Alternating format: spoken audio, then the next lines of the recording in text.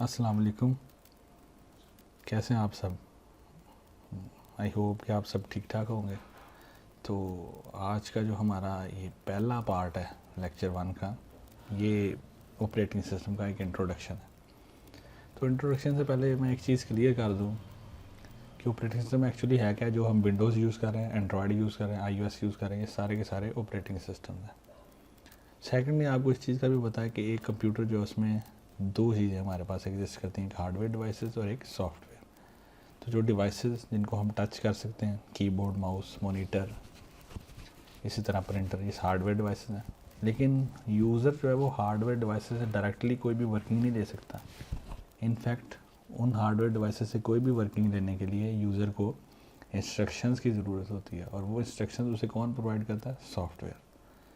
तीसरी चीज़, term software और programme दोनों सेम है, इन दोनों में एब्सोल्युटली कोई डिफरेंस नहीं है। चाहे आप प्रोग्राम टर्म यूज़ करें चाहे सॉफ्टवेयर कर लें, दोनों सेम टर्म्स हैं। तो इन शॉर्ट हमारे पास स्टोरी क्या बनी कि हमारे पास एक कंप्यूटर सिस्टम है, उसमें हार्डवेयर डिवाइसेस हैं। उन हार्डवेयर डिवाइसेस को कोई भी फंक्शन परफॉर्म करवाने के लिए आपको सॉफ्टवेयर चाहिए। सॉफ्टवेयर की बेसिकली दो टाइप्स हैं, एक सिस्टम सॉफ्टवेयर और एक एप्लीकेशन सॉफ्टवेयर। सिस्टम सॉफ्टवेयर जो है वो आपको, अगर आपने कोई भी वर्क अपने कंप्यूटर पर परफॉर्म करना है, अपने मोबाइल पर परफॉर्म करना है, तो उसके लिए आपको सिस्टम सॉफ्टवेयर लाजमी तौर पे चाहिए। जैसे कि ऑपरेटिंग सिस्टम है, अगर आपके मोबाइल फ़ोन से एंड्रॉयड को हम माइनस कर दें, ख़त्म कर दें, तो आप मोबाइल को ऑन एंड ऑफ तो कर सकेंगे, लेकिन मोबाइल से कॉल नहीं डायल कर सकेंगे। इसी तरह आपके लैपटॉप से हम विंडोज़ को ख़त्म कर दें, तो आपका लैपटॉप ऑन तो होगा, लेकिन आपके सामने कोई ऐसी स्क्रीन नहीं आएगी जहाँ पर जाके आप अपनी ड्राइव चेक कर सकें, फाइल्स को कॉपी कर सकें। तो ये बेसिकली ऑपरेटिंग सिस्टम है कि अगर आप एंड्रॉयड या विंडोज़ को अपने सिस्टम से माइनस कर दें तो आप कोई भी यूज़फुल वर्क परफॉर्म नहीं कर सकते। इसी तरह डिवाइस ड्राइवर्स हैं, जितनी भी हार्डवेयर यूनिट्स हैं वो सारी की सारी डिवाइसेज हैं। हर डिवाइस के ड्राइवर्स हैं। उस डिवाइस को ऑपरेट करने के लिए स्पेशलाइज इंस्ट्रक्शन की ज़रूरत होती है, और इंस्ट्रक्शन को हम ड्राइवर कहते हैं। इधर ही आपको डिवाइसेस नज़र आ रही हैं, हर एक के ड्राइवर्स हैं। लेट्स सपोज यहाँ पर साउंड के ड्राइवर्स हैं, अगर मैं इनको अनइंस्टॉल या डिसेबल कर दूँ तो मेरे कंप्यूटर में साउंड की कैपेबिलिटीज़ ख़त्म हो जाएंगी। इस तरह आपके पास अगर कोई नया प्रिंटर आप परचेज़ करते हैं, आपको उसके ड्राइवर इंस्टॉल करने पड़ते हैं। यूटिलिटी प्रोग्राम्स, एंटीवायरस है, डिस्क डीफ्रैगमेंटर है, डिस्क क्लीनअप का सॉफ्टवेयर है, एंटी स्पाईवेयर है, ये भी आपको बहुत सारे यूज़फुल वर्क प्रोवाइड करते हैं। इसी तरह डिस्क मैनेजमेंट यूटिलिटी है, जिसके थ्रू आप पार्टीशन क्रिएट एंड डिलीट कर सकते हैं। तो ये सारे के सारे आपके सिस्टम सॉफ्टवेयर हैं। दूसरे टाइम पे हमारे पास एप्लीकेशन सॉफ्टवेयर है। एप्लीकेशन सॉफ्टवेयर यूज़र के लिए होते हैं, यानी यूज़र ने कोई स्पेसिफिक टास्क परफॉर्म करनी है तो उसको एप्लीकेशन सॉफ्टवेयर चाहिए। जैसे सॉन्ग्स प्ले करने के लिए आपको मीडिया प्लेयर चाहिए, मूवीज़ के लिए VLC चाहिए, ब्राउजिंग के लिए आपको गूगल क्रोम चाहिए, ग्राफिक डिज़ाइनिंग के लिए आपको एडोब फोटोशॉप चाहिए। तो एप्लीकेशन सॉफ्टवेयर अगर आपके सिस्टम में नहीं होगा तो उससे सिस्टम की वर्किंग डिस्टर्ब नहीं होती। जैसे मेरे मोबाइल फ़ोन में अगर व्हाट्सएप ना भी हो तो मेरा मोबाइल वर्किंग करेगा, पिक्चर बनेगी, उसमें डाटा स्टोर होगा, उसमें कॉन्टैक्ट स्टोर होंगे, लेकिन मैं सिर्फ वीडियो कॉल या वीडियो मैसेजेस नहीं कर सकूँगा। तो वीडियो मैसेजेस और कॉल की कैपेबिलिटी के लिए मुझे व्हाट्सएप चाहिए। नेक्स्ट हमारे पास आती है ऑपरेटिंग सिस्टम की डेफिनेशन। पहली बात, ऑपरेटिंग सिस्टम एक सिस्टम सॉफ्टवेयर है, और ये सिस्टम सॉफ्टवेयर एक्चुअली करता क्या है, यूज़र को वे प्रोवाइड करता है जिसके थ्रू वो कंप्यूटर हार्डवेयर को इंस्ट्रक्शंस भेज सके। जैसे फ़ैन हार्डवेयर है, हम यूज़र हैं, अगर हमने फ़ैन को कंट्रोल करना है तो उसके लिए हमें बटन मिलता है ऑन ऑफ के लिए, और रेगुलेटर मिलता है उसकी स्पीड अप स्पीड डाउन के लिए। तो ये इसी तरह ऑपरेटिंग सिस्टम है कि आप हार्डवेयर से कोई भी चीज़ डायरेक्टली परफॉर्म नहीं करवा सकते। परफॉर्म करवाने के लिए आपको इंस्ट्रक्शंस चाहिए, और वो इंस्ट्रक्शंस आपको कौन प्रोवाइड करता है? Operating system. ऑपरेटिंग सिस्टम के गोल्स क्या हैं? Execute user programmes. यूज़र कोई भी सॉफ्टवेयर चलाता है तो किस लिए यूज़ करता है? अपनी प्रॉब्लम को सॉल्व करने के लिए। तो एग्जीक्यूशन का मतलब क्या है? ये मैं जैसे ही माइक्रोसॉफ्ट वर्ड पर डबल क्लिक करता हूँ तो ये स्टार्ट हो जाता है, ये एग्जीक्यूशन है। मैं इसको क्लोज़ करता हूँ तो ये क्लोज़ हो जाता है, ये एग्जीक्यूशन है। सेकंड, ऑपरेटिंग सिस्टम आपके कंप्यूटर को ईजी टू यूज़ बनाता है। आपको क्लोज़ का, मिनिमाइज़ का बटन नज़र आ रहा है, आपको यहाँ पर ड्राइव्स नज़र आ रही हैं, उनकी टोटल कैपेसिटी, और फिर फ्री स्पेस नज़र आ रही है। ये सारा कन्वीनियंट टू यूज़ है। आप किसी फाइल पर राइट क्लिक करते हो, आपको ऑप्शंस नज़र आ जाती हैं, प्रॉपर्टीज़ देखते हो तो हर चीज़ नज़र आ जाती है। ये सारा कुछ कौन प्रोवाइड कर रहा है? Operating system. थर्ड, हार्डवेयर को एफिशिएंट मैनर में कौन यूज़ करवा रहा है? Operating system. जैसे अगर आप यहाँ से अपना टास्क मैनेजर ओपन करें, आप यहाँ पर ये रैम देखें तो ये कभी भी 100% यूज़ नहीं होती होगी। क्यों? क्योंकि ऑपरेटिंग सिस्टम इसको एफिशिएंट मैनर में यूज़ कर रहा है। जो चीज़ें आप रन करते हो वो रैम में आती हैं और जो रन नहीं करते वो रैम से बाहर चली जाती हैं। जैसे यहाँ पर प्रोसेस देखें तो ये वो सारी चीज़ें जो एक्चुअली रैम में रन कर रही हैं। तो मैं यहाँ पर अगर विन वर्ड लिखूँ तो वर्ड ओपन हो जाता है और साथ ही रैम में ऐड भी हो जाता है। और जैसे मैं इसको यहाँ से क्लोज़ कर देता हूँ, ये विन वर्ड रैम से ख़त्म हो जाता है। तो ये एफिशिएंट यूज़ इस तरह से ऑपरेटिंग सिस्टम इसको मैनेज कर रहा है। ऑपरेटिंग सिस्टम की डेफिनेशन पे आते हैं। Operating system acts as an intermediate layer between user and hardware. Hardware devices को जैसे हमने पहले डिस्कस किया, डायरेक्टली हम कमांड्स नहीं दे सकते। तो यूज़र कमांड प्रोवाइड करता है एप्लीकेशन सॉफ्टवेयर को, एप्लीकेशन इन टर्न उस कमांड को प्रोवाइड करता है ऑपरेटिंग सिस्टम को, और ऑपरेटिंग सिस्टम फिर उस हार्डवेयर डिवाइस पे उस कमांड को इम्प्लीमेंट करता है। तो इस लिहाज से ऑपरेटिंग सिस्टम एक इंटरफेस के तौर पे काम कर रहा है। इंटरफेस इसे कहते हैं वर्किंग इन्वायरमेंट को। जैसे यहाँ पर मैं कंट्रोल पी प्रेस करूँ तो एक्चुअली मैंने एज ए यूज़र ये कमांड किसको दी? एप्लीकेशन सॉफ्टवेयर को। तो जैसे मैं यहाँ पर प्रिंट का बटन प्रेस करूँगा, एप्लीकेशन सॉफ्टवेयर क्या करेगा? इस कमांड को ऑपरेटिंग सिस्टम को भेज देगा कि इस फाइल को प्रिंट कर दो, और operating system in turn printer को ये इंस्ट्रक्शन देगा कि इस फाइल को प्रिंट आउट कर दो। तो ये बेसिकली 4 लेवल्स हैं जिसमें एक कंप्यूटर सिस्टम वर्किंग करता है। Secondly operating system base software है, यानी सारे के सारे सॉफ्टवेयर इसी को यूज़ करते हैं। अगर मैं पावर पॉइंट से प्रिंट करता हूँ तो ये प्रिंटिंग फैसिलिटी भी ऑपरेटिंग सिस्टम प्रोवाइड कर रहा है। मैं वर्ड से प्रिंट करता हूँ तो ये भी ऑपरेटिंग सिस्टम ही प्रोवाइड कर रहा है। कॉमन ऑपरेटिंग सिस्टम आपके सामने Windows, Apple, iOS, Android, Linux. Operating system की डेफिनेशन में मज़ीद हम देखते हैं, हर कोई अपने हिसाब से इसको डिफ़ाइन कर सकता है। एक डेफिनेशन जैसे यहाँ पर ये भी लिखी है कि जब आप ऑनलाइन कोई चीज़ जो ऑपरेटिंग सिस्टम के नाम से ऑर्डर करोगे तो जो आपके घर के एड्रेस पे आपको शिप करेंगे वो ऑपरेटिंग सिस्टम होगा। लेकिन आप अपने अकॉर्डिंग इसकी डेफिनेशन कर सकते हो। बाज़ जगह पर यह भी डेफिनेशन आती है कि ऐसा प्रोग्राम जो हर टाइम कंप्यूटर पर रन करता रहे वो ऑपरेटिंग सिस्टम है। बाज़ जगह पर हम इसको कर्नल भी कह देते हैं। तो आप नोट डाउन करें, जब आप कंप्यूटर को ऑन करते हैं तो सबसे पहले आपके सामने ऑपरेटिंग सिस्टम यानी विंडोज़ का मोनोग्राम आता है। फिर आप चाहे कंप्यूटर पे 2-2, 10-10 घंटे कोई एक्टिविटी ना करें, आपका कंप्यूटर स्लीप स्टेट पे भी चला जाए, लेकिन जैसे ही आप लिड ओपन करेंगे आपके सामने फिर विंडोज़ आ जाएगी। इट मीन्स कि वो हर टाइम रन कर रहा है। तो जैसे ही आप सिस्टम शट डाउन करेंगे फिर वो प्रोग्राम क्लोज होगा। तो ऐसे प्रोग्राम को आप कर्नल या ऑपरेटिंग सिस्टम कह देते हैं, लेकिन कर्नल नेसेसरीली ऑपरेटिंग सिस्टम नहीं है, ये ऑपरेटिंग सिस्टम का एक मेजर पार्ट है। तो कर्नल के अलावा जितने भी प्रोग्राम हैं वो सिस्टम प्रोग्राम है या एप्लीकेशन सॉफ्टवेयर है। नेक्स्ट हमारे पास आर्टिकल आता है कि ऑपरेटिंग सिस्टम एक्चुअली करता क्या है, ऑपरेटिंग सिस्टम का बेसिकली फंक्शन क्या। तो ये डिपेंड करता है, यूज़र टू यूज़र वेरी करता है। अगर मैं एक सिंगल यूज़र हूँ और मेरे पास ऐसा लैपटॉप है जो सिंगल यूज़र के लिए यूज़फुल है, तो यूज़र का सबसे बेस्ट या यूज़र की रिक्वायरमेंट क्या है कि एक तो वो इजीली सिस्टम को यूज़ कर ले, और दूसरा अगर वो सिस्टम को यूज़ कर रहा है तो सिस्टम उसको कोई भी स्लोनेस ना प्रोवाइड करे। सिस्टम जो है वो फास्ट चले, उसको अच्छी परफॉर्मेंस प्रोवाइड करे। हम नॉर्मली मोबाइल फ़ोन भी जब यूज़ करते हैं तो हम यही देखते हैं कि एंड्रॉयड है, इसका मतलब इसको यूज़ करना आसान है। दूसरा हम कहते हैं कि इसमें रैम ज़्यादा लिहाजा ये स्लो डाउन नहीं होगा, तो इसकी परफॉर्मेंस अच्छी है। तो ऑपरेटिंग सिस्टम जो सिंगल यूज़र के लिए है, सिंगल यूज़र यही चाहता है कि तो यूज़ करना आसान हो और उसकी परफॉर्मेंस अच्छी हो। सिंगल यूज़र को रिसोर्स यूटिलाइजेशन से कंसर्न नहीं है।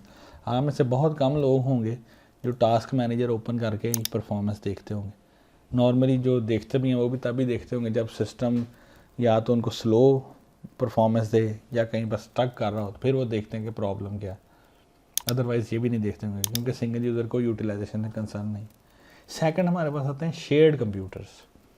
शेयर्ड कंप्यूटर्स बेसिकली क्या है, मेन फ्रेम हैं या सर्वर्स हैं। ऐसे कंप्यूटर्स जिसको एट ए टाइम एक यूज़र नहीं मल्टीपल यूज़र यूज़ कर रहे हैं। जैसे हम लोग फेसबुक यूज़ करते हैं, हम लोग जीमेल यूज़ करते हैं, तो इनके पास बड़े बड़े सर्वर हैं। उन्होंने हर इंसान के लिए या हर पर्सन के लिए अलहदा कंप्यूटर नहीं रखा, बल्कि कंप्यूटर एक ही है, उसको वो डिफरेंट यूज़र्स के दरमियान शेयर करते हैं।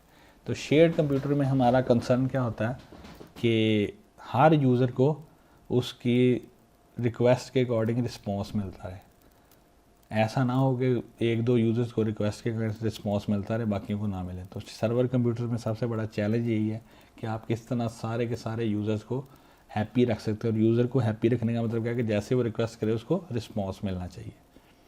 उसके बाद डेडिकेटेड सिस्टम्स हैं, जैसे सर्वर कंप्यूटर्स या वर्क स्टेशन कंप्यूटर्स हैं, जिनको हम वीडियो रेंडरिंग के लिए, ऑडियो एडिटिंग के लिए यूज़ करते हैं, गेमिंग के लिए यूज़ करते हैं। तो इसमें ऑपरेटिंग सिस्टम हमारे लिए ऑडियो एडिटिंग, वीडियो रेंडरिंग का काम करता है। नो डाउट इसके लिए हमें डेडिकेटेड रिसोर्सेज चाहिए होते हैं, ग्राफिक कार्ड, साथ फिर साउंड सिस्टम्स। लेकिन ज़रूरी नहीं कि हमारे पास सारे के सारे रिसोर्सेज ही हों। अगर हमारे पास डिस्क स्पेस फिल हो जाती है तो हम किसी सर्वर से, गूगल ड्राइव से, ड्रॉप बॉक्स से डिस्क ड्राइव भी यूज़ कर सकते हैं। तो ये शेयर्ड रिसोर्सेज है। हैंड हेल्ड कंप्यूटर्स हैं फिर हमारे पास, जैसे कि मोबाइल फ़ोन्स। आजकल के हैंड हेल्ड कंप्यूटर्स इतने रिसोर्स पुअर नहीं हैं जितने प्रीवियस मोबाइल फ़ोन्स थे। अगर आप नोकिया के 3310 मोबाइल या 1100 मोबाइल को उठा के देखें तो उसमें रिसोर्सेज पुअर थे, यानी उसमें limited number of contact store होते थे, 100, 200, 300। आजकल के मोबाइल में हज़ारों कॉन्टैक्ट सेव हो सकते हैं। क्यों? आज का मोबाइल रिसोर्स पुअर नहीं। पुराने मोबाइल फ़ोन्स में शायद हम ये चीज़ देखते भी नहीं थे कि उसमें CPU है नहीं है, GPU है नहीं है। लेकिन आजकल हमारा फोकस इस पर होता है कि रैम कितनी है, CPU कितना है, GPU कितना। क्यों? क्योंकि आजकल के मोबाइल फ़ोन्स हमारे मोबाइल फ़ोन नहीं है, एक्चुअली स्मार्टफोन्स हैं, यानी कंप्यूटर की कैपेबिलिटी के बराबर है। तो जैसे उनके रिसोर्सेज इंक्रीज़ किए, उस पर हमारा यूज़ बढ़ा। जैसे यूज़ बढ़ा तो बैटरी कंजप्शन ज़्यादा होगी और अल्टीमेटली बैटरी लाइफ कम होगी। लेकिन अगर जो पुराने मोबाइल हैं उनमें बैटरी लाइफ ज़्यादा मिलती थी क्योंकि उसमें रिसोर्सेज कम थे। इस तरह अब बात आती है एम्बेडेड कंप्यूटर्स की। एम्बेडेड कंप्यूटर्स क्या होते हैं?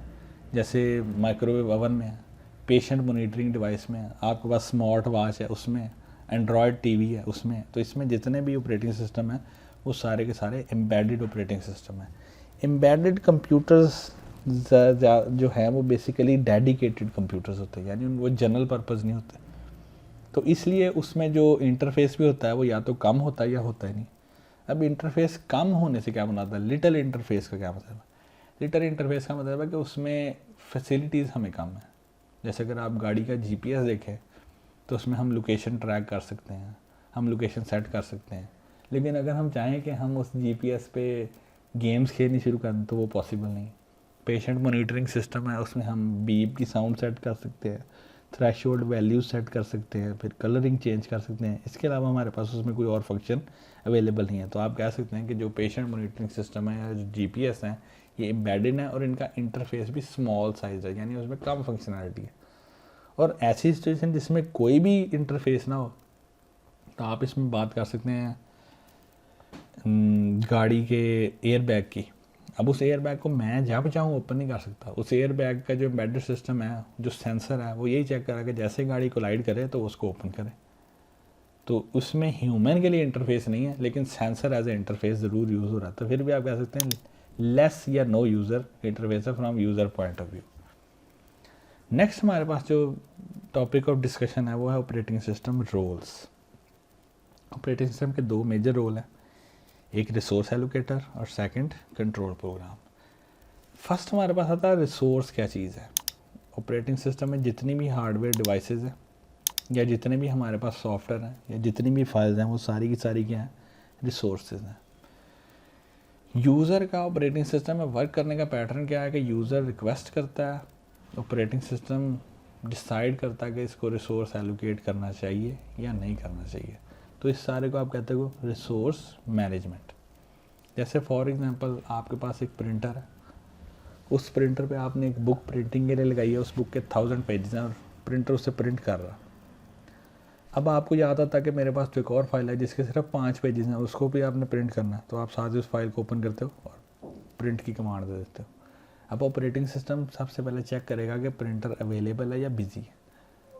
तो इस सिचुएशन में प्रिंटर क्या है? बिजी है।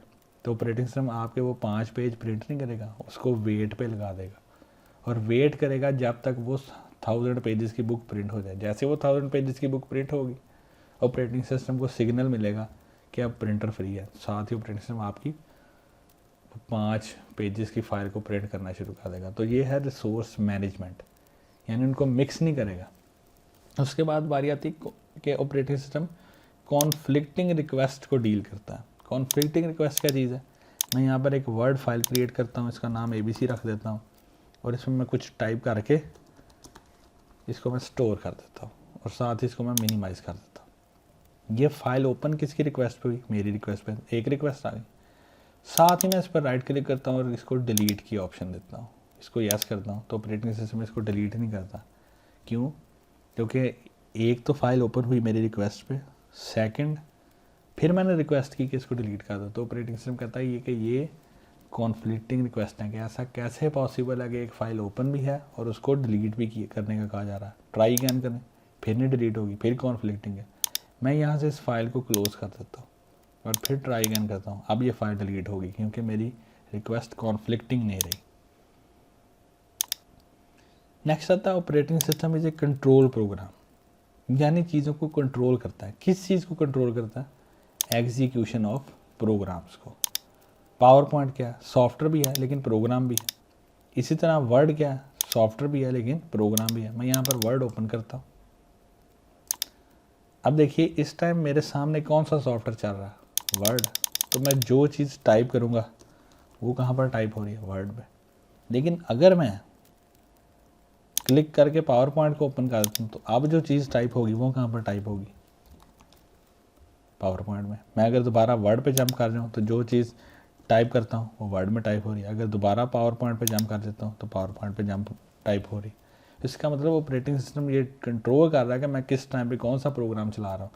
तो जो सा प्रोग्राम मेरे सामने है उस पर एक्चुअली वर्किंग चल रही है। तो ये ऑपरेटिंग सिस्टम क्यों करता है? एरर्स को प्रिवेंट करने के लिए, ताकि एरर्स ना आए। नेक्स्ट हमारे पास आर्टिकल आता है बूटिंग। इसको आप कंप्यूटर स्टार्टअप भी कह सकते हैं।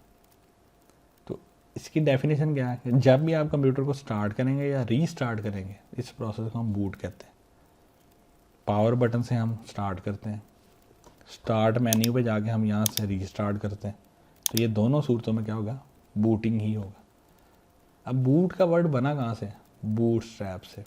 बूटस्ट्रैप क्या चीज़ है? एक प्रोग्राम है जो कब एग्जीक्यूट होता है? जब आप कंप्यूटर को ऑन करते हैं।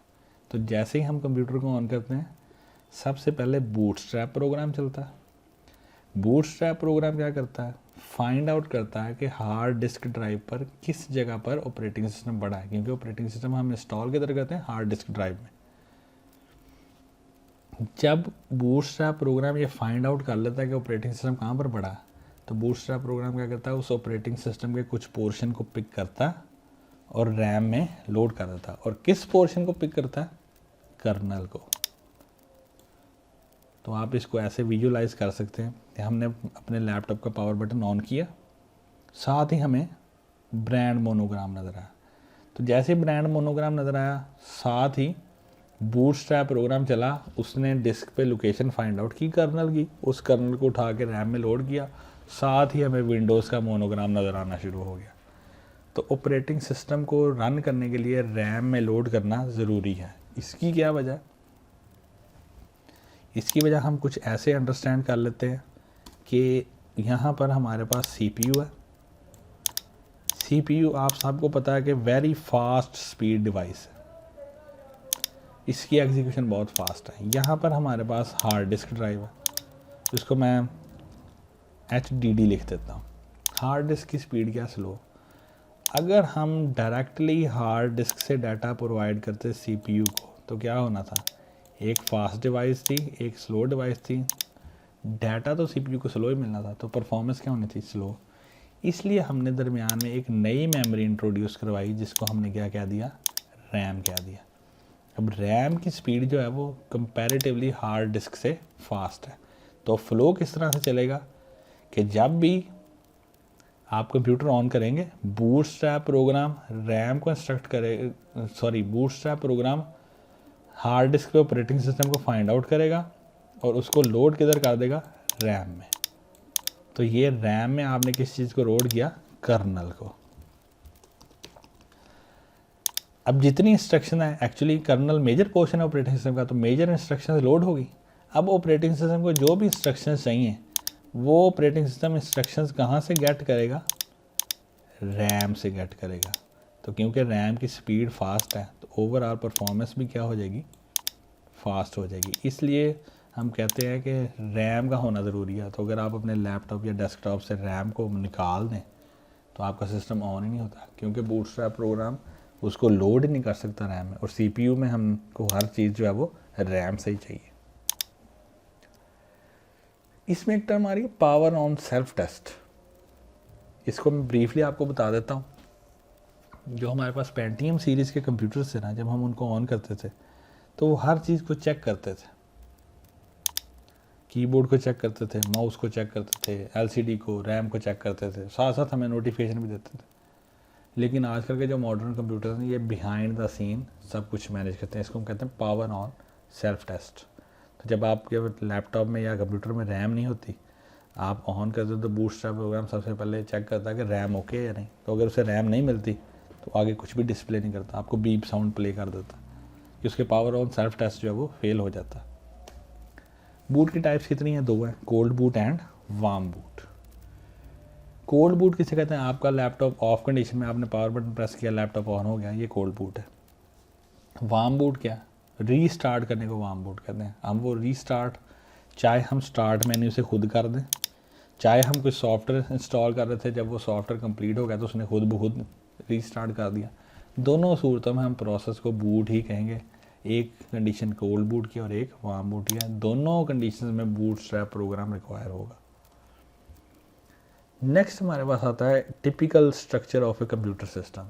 कंप्यूटर सिस्टम के स्ट्रक्चर में 4 चीज़ें, hardware, operating system, application software and users. Hardware जिस तरह के आपकी devices, CPU, RAM, disk drive, USB drive and keyboard mouse. Operating system में विंडोज़ है, सिस्टम सॉफ्टवेयर है। एप्लीकेशन प्रोग्राम में आपके पास माइक्रोसॉफ्ट ऑफिस है, वेब ब्राउज़र है, डेटाबेस है, गेम्स हैं। और यूज़र्स में पीपल भी हैं और मशीन्स भी हैं। तो अगर हम इंटरनेट की बात करें तो इंटरनेट में हम अपने कंप्यूटर से किसी सर्वर कंप्यूटर से कम्युनिकेट करते हैं, तो उस कंप्यूटर के साथ एक्चुअली मशीन्स अटैच हैं, तो मशीन उसका यूज़र। कंप्यूटर सिस्टम स्ट्रक्चर की आप ये डायग्राम देख लें तो ये सेम वही है जो हमने पहले भी डिस्कस की कि 4 लेयर्स में ये वर्किंग चलती है। User to application program to operating system and operating system to hardware. और रिवर्स में भी hardware to operating system to application software and application software to user. Next हमारे पास आता है कंप्यूटर सिस्टम ऑर्गेनाइजेशन, कि एक कंप्यूटर सिस्टम ऑर्गेनाइज्ड किस तरह से। पहली बात, एक कंप्यूटर में एक या एक से ज़्यादा सीपीयूज़ होते हैं। जैसे हम आजकल जिक्र करते हैं मल्टी कोर, इसी तरह पहले हम बाज़ जगह पर हम जिक्र करते हैं मल्टी प्रोसेसिंग सिस्टम। फिर हम ये भी कहते हैं कि सीपीयू और ग्राफिक कार्ड है। और आपको पता है ग्राफिक कार्ड का दूसरा नाम जीपीयू है, ग्राफिकल प्रोसेसिंग यूनिट। वो भी एक किस्म का प्रोसेसिंग यूनिट ही है। तो इसलिए वो कह रहा है कि 1 और मोर सीपीयूज़। डिवाइस कंट्रोलर क्या चीज़ है, यहाँ पर आपको नज़र आ रहा है डिस्क कंट्रोलर, यूएसबी कंट्रोलर। हर डिवाइस को कंट्रोल करने के लिए अलहदा से एक डेडिकेटेड प्रोसेसर होता है, लेकिन वो प्रोसेसर बाकी फंक्शन नहीं करता, सिर्फ उस डिवाइस को कंट्रोल करता है। तो ऐसा प्रोसेसर या ऐसा माइक्रो कंट्रोलर क्या होता है, डिवाइस कंट्रोलर। तो डिस्क कंट्रोलर जो है वो सिर्फ डिस्क को कंट्रोल करेगा, उसको कोई कंसर्न नहीं रैम से। जो यूएसबी कंट्रोलर है वो सिर्फ यूएसबी डिवाइसेस को कंट्रोल करेगा, उसको कोई कंसर्न नहीं बाकी डिवाइसेस से। इस तरह जो ग्राफिक्स अडाप्टर है, इसको आप ग्राफिक कंट्रोलर भी कहते हो, ये सिर्फ आपकी वीडियो एंड ग्राफिक्स को कंट्रोल करेगा, इसको बाकी चीज़ों से कोई भी कंसर्न नहीं। तो इससे फ़ायदा हमें क्या होता है, इतने सारे डेडिकेटेड प्रोसेसिंग यूनिट्स यूज़ करके, कि हम पैरेलल में काम कर सकते हैं, कंकरेंट काम कर सकते हैं। हम एक साइड पर डाटा कॉपी भी कर रहे हैं और दूसरी साइड पर हम अपनी वर्किंग भी कर रहे हैं। तो ये किस लिए पॉसिबल हुआ, इसी वजह से। ग्राफिक कार्ड लगाने का फ़ायदा क्या है कि ग्राफिक्स अलहदा कोई कंट्रोलर कंट्रोल करता रहे और प्रोसेसिंग अलहदा प्रोसेसर कंट्रोल करता रहे, तो रिजल्ट क्या बनता है, आपकी गेम्स स्मूथ चलती। कंप्यूटर सिस्टम ऑपरेशन अकर किस तरह से करता है। Input output devices and CPU can execute concurrently. 1000 दफ़ा ऐसा होता है कि हमारे पास कोई यूएसबी ड्राइव है, हम उससे डाटा कॉपी पे लगा देते हैं और साथ वेब ब्राउजिंग करते रहते हैं। इसका मतलब सीपीयू भी वर्किंग कर रहा है और डाटा भी कॉपी होता जा रहा है। तो डाटा कॉपी होना actually input and output activity ही है। अगर हम यूएसबी से डिस्क ड्राइव में डाटा कॉपी कर रहे हैं तो उसमें इनपुट आउटपुट का कंसेप्ट आप इस तरह से अंडरस्टैंड कर लें कि ये आपके पास यूएसबी ड्राइव है, यूएसबी फ्लैश ड्राइव, और ये आपके पास यहाँ पर हार्ड डिस्क ड्राइव है, HDD। तो जब आप डाटा कॉपी करेंगे यूएसबी फ्लैश ड्राइव से हार्ड डिस्क ड्राइव पे, ये डायरेक्शन जब हमारी होगी तो इस सिचुएशन में आप सिंपली दे सकते हैं कि जो डाटा यूएसबी से आउट जा रहा है वो आउटपुट है, और जो हार्ड डिस्क पे स्टोर हो रहा है या कॉपी हो रहा है वो हार्ड डिस्क के लिए इनपुट है। तो ये कंसेप्ट है इनपुट एंड आउटपुट का। तो ये पैरेलल में चल सकता है। अब ये किस वजह से पैरेलल चलता है? डिवाइस कंट्रोलर की वजह से। अगर डिवाइस कंट्रोलर ना हो तो ये पैरेलल भी ना चल सके। क्यों? क्योंकि फिर इसके कॉपी पेस्ट प्रोसेस को भी किसे कंट्रोल करना पड़े? CPU को। तो CPU या तो फिर हमारा काम कर सकता है या इनपुट एंड आउटपुट को कंट्रोल कर सकता है। तो इसलिए हमने डिवाइस कंट्रोलर लगा दिया कि CPU अपना काम करता रहे और डिवाइस कंट्रोलर कॉपी पेस्ट का काम करता रहे। अब हर डिवाइस कंट्रोलर के साथ एक स्मॉल साइज्ड मेमोरी है जिसको हम बफर या डिस्क कैशे कहते हैं। कैशे का मकसद क्या होता है? परफॉर्मेंस को इम्प्रूव करना। अब ये मैं आपको एक डायग्राम के अकॉर्डिंग समझाता हूँ। लेट्स सपोज यहाँ पर हमारे पास CPU है, मिडिल में हमारे पास रैम है, यहाँ पर हमारे पास हार्ड डिस्क ड्राइव है, इसको मैं HDD कह देता हूँ।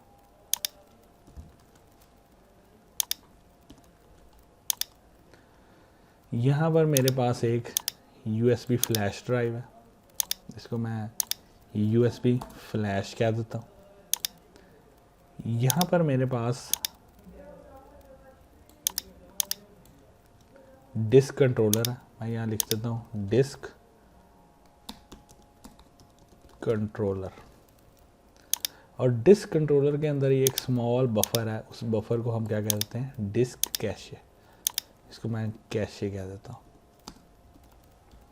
अब एक्चुअली होता क्या है, जब सपोज हमारा सिनेरियो क्या है?